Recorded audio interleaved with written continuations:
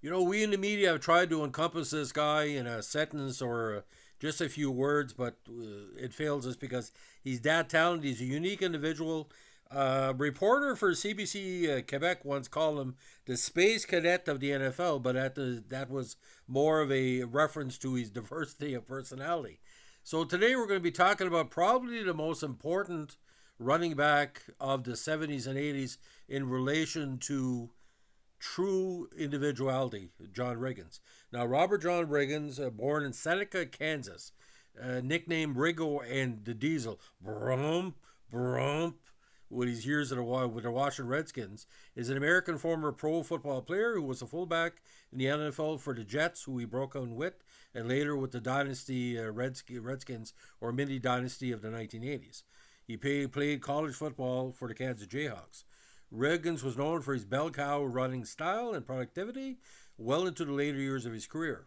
In the 83 season at age 34, he rushed for a then record NFL rushed for the then NFL record of 24 TDs, which stood for almost 20 seasons.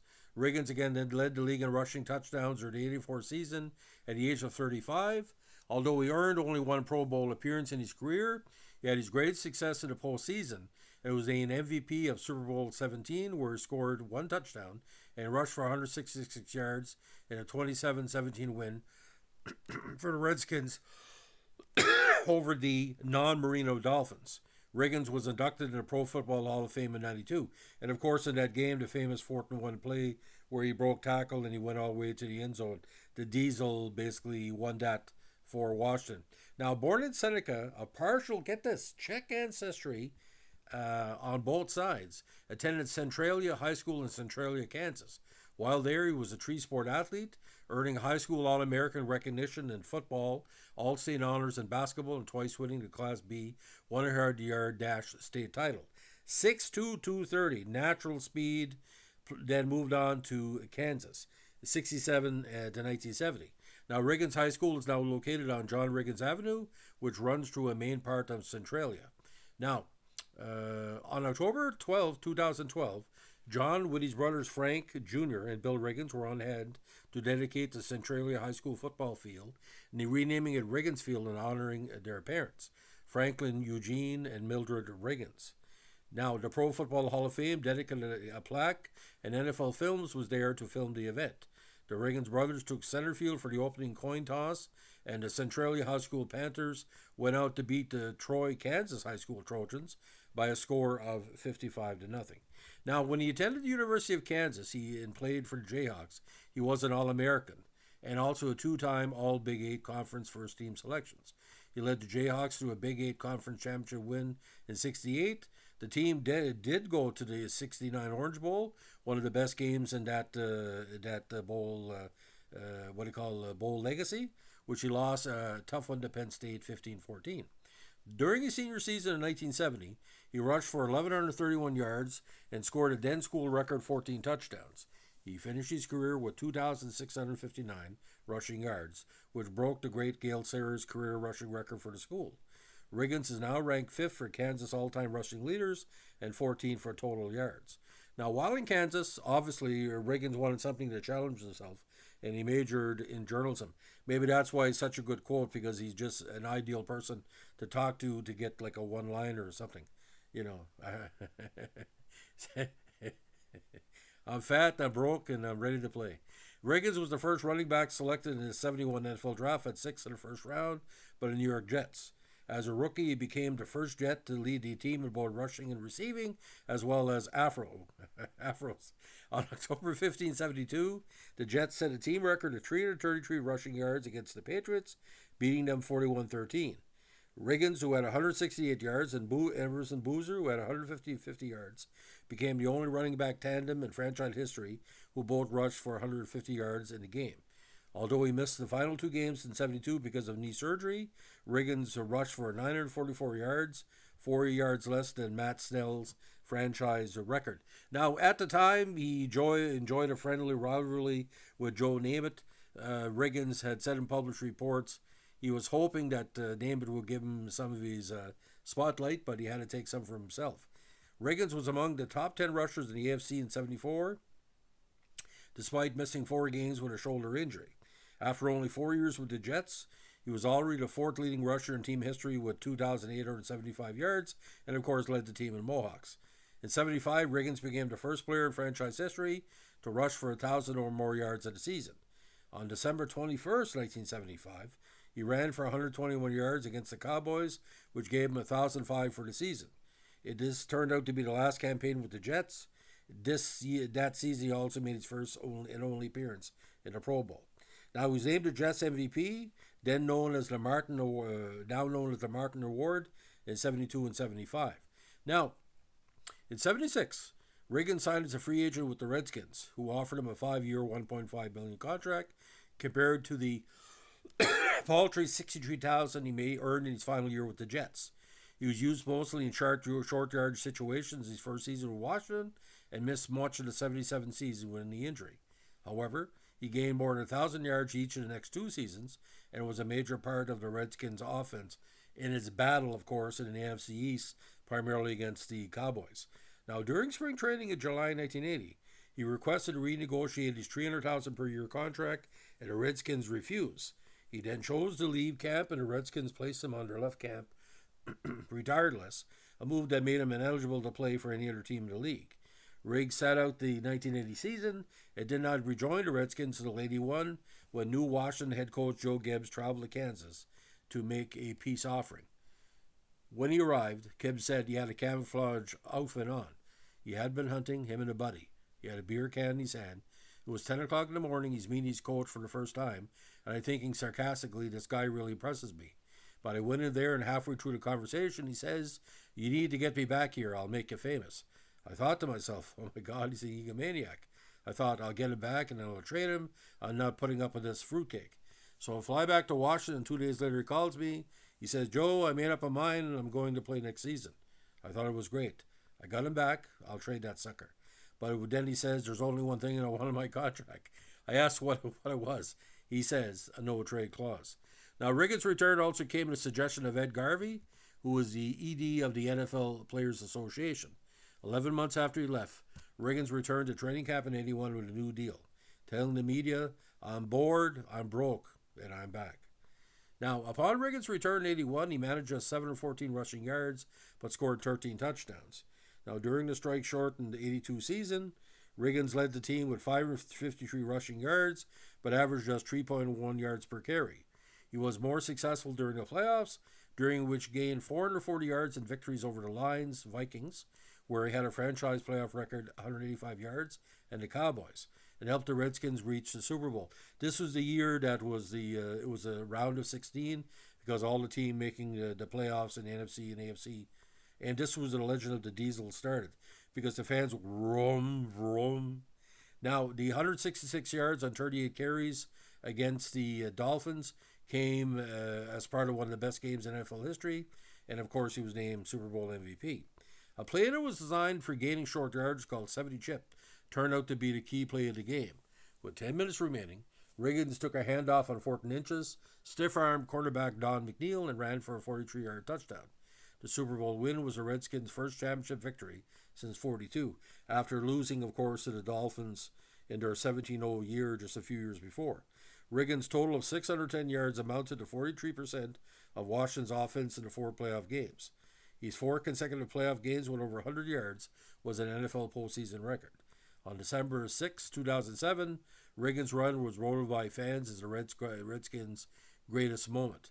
Now, the 610 rushing yards and 625 yards from scrimmage he gained in the '82 playoffs are both single-season NFL playoff records.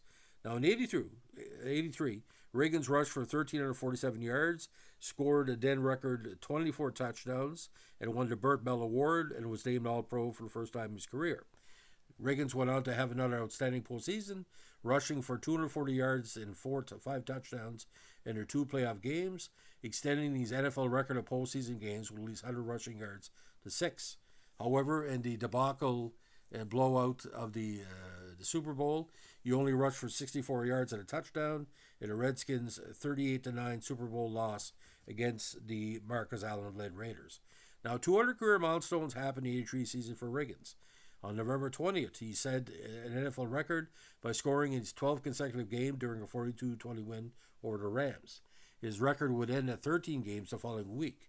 Then on December 17, 1983, Mark Mosley set an NFL kicking record by scoring 161 points in the season, which also made him the league leader in scoring that year.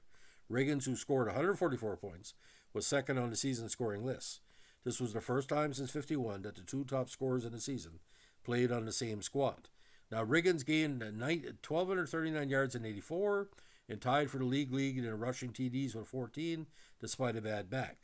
In 85, he rushed for more than 100 yards in 3 of his last 4 starts before being replaced by George Rogers as a starter.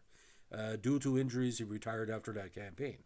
Now, he played 175 games in 14 seasons, 1,342 yards, 1,352 rushing and 290 receiving, 116 total touchdowns. He rushed over 1,000 yards 5 times his career and over 100 yards in 35 games, including a then record 6 in a postseason. He rushed 251 times for 996 yards in the playoffs. He also had 12 touchdowns in 9 postseason contests, good for 4th all time, tied with Terrell Davis and Marshawn Lynch. He was the second player ever to rush for over 100 touchdowns in NFL history, and the first to do it since Jim Brown hit the milestone in 1965. Again, just to recap his career. Super Bowl champion, 17. Super Bowl MVP, Super Bowl 17. Comeback Player of the Year in 78. First team All-Pro in 83. Pro Bowl 75. Two-time NFL rushing touchdowns leader, 83-84. All-Decade Team for the 1980s, Burt Bell Award, 83. Washington Redskins Commanders 90 Greatest, and the Washington Ring of Fame. Now, he also holds a record for most rushing yards in a single postseason at 610. Now, to me, statistically, that 83 season was his best. But again, like I said, the end results was no Super Bowl, big loss to the Raiders. Again, holding NFL records, there's quite a few. Most rushing attempts and rushing yards in a single postseason, 136, 610. Oldest player to rush for 125 yards in a game, 35 years old, 71 days. Oldest player to rush for 3 touchdowns in a game, 36 years, 70 days. Oldest player to have a game with 100 plus rushing yards and 1 rushing touchdown, 36 years, 84 days.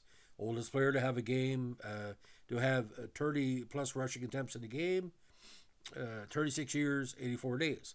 Oldest player to rush for 100 plus yards in a playoff game, 34 years, 157 days.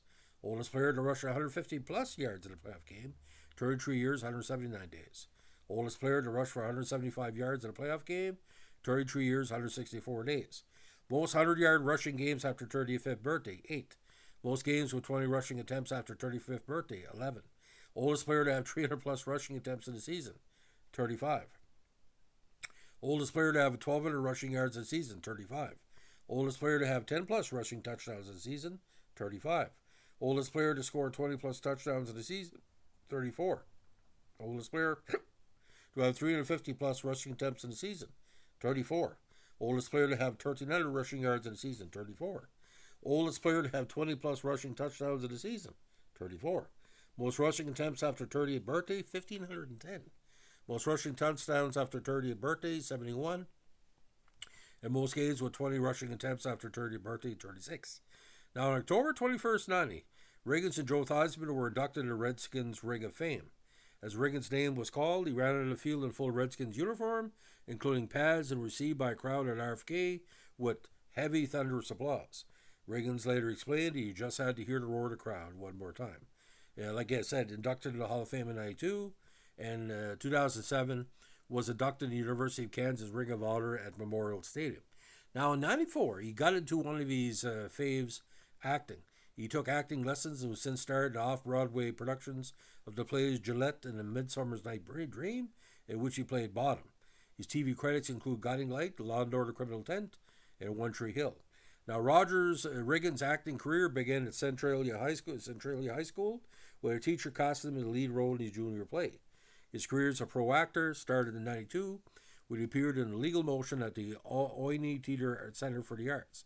He starred as a beleaguered head football coach accused of inappropriate recruiting practices. Now, since retiring from pro football, He has worked as a sports commentator on TV and radio. In '98, John and Chris Russo hosted Riggins and Russo on Sundays during the football season, airing on WCBS TV in New York City, mostly focusing on Jets and Giants upcoming game. Now, since 2006, he has been a color commentator on Westwood One for the network's weekly national radio broadcast of Sunday Night Football. Now, on July 18, 2006, Triple X ESPN Radio was launched with Riggins hosting the John Riggins Show, and it can be heard in numerous markets for the next 2 years. Now, he did some Orange Bowl broadcasting in 2008, and he also hosted various talk shows through the years. He was also a panelist on something called Redskins Report until that show was canceled in December 2008. Now, in 2016, he returned to ESPN 980 Redskins Radio in a variety of roles. Weekly appearances consisted of 1 hour appearance on Tuesdays with Bram Weinstein and various stuff. Now, his humor on and off the field is quite interesting because he said that the biggest jokes he's ever dealt with have to do with celebrities. Now, a very interesting family life. He has been married twice and has 6 children: Robert, Portia, Emil, Liberty, Hannah, and Coco. He now resides in Cabin John, Maryland, near the Potomac River, with his wife, Lisa Marie.